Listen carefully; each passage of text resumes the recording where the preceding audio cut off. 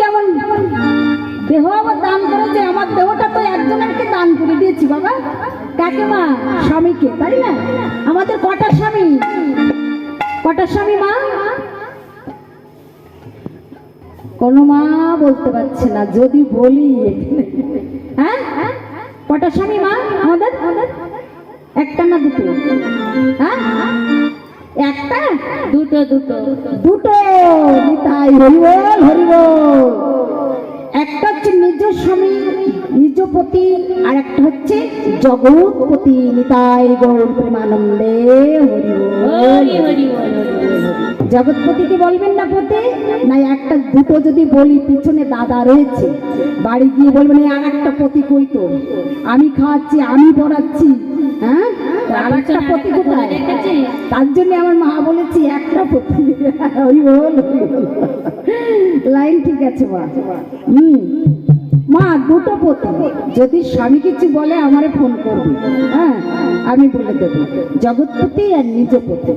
তাহলে আজ গৌর হরি বলছে দেহদান দেহদান দেহদান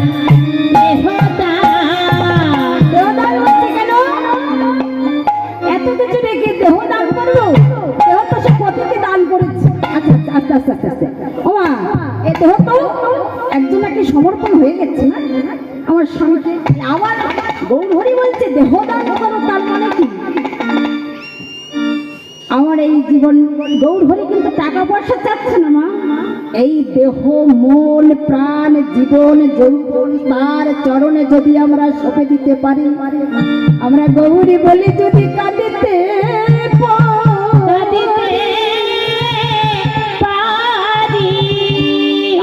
সেটাই বলছে হে জগতীর জীব, তোমার দেহ মন প্রাণ সব চরণে সঁপে দাও।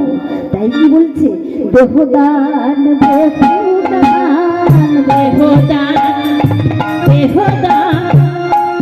গৌর হরি আজ বলে দেহদান দেহদান। গৌর হরি বলে দেহদান।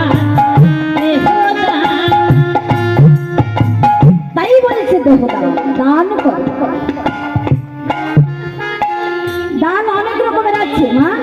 হরিশ্চন্দ্র দান করেছিল না, টাকা পয়সা দান ধ্যান করেছিল।